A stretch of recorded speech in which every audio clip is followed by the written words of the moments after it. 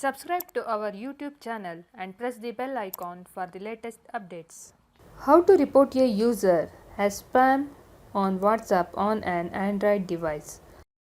Go to your phone menu, find WhatsApp, tap on the WhatsApp icon. Make sure that you are on the Chats tab. Tap on the chat you want to report. Tap on the name of the contact to open the contact info screen. Scroll down to bottom of the screen. Tap on report spam. Tap on report and block.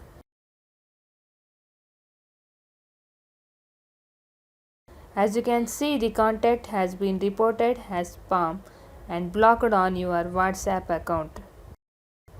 This is how you can report a user as spam on WhatsApp and on Android device.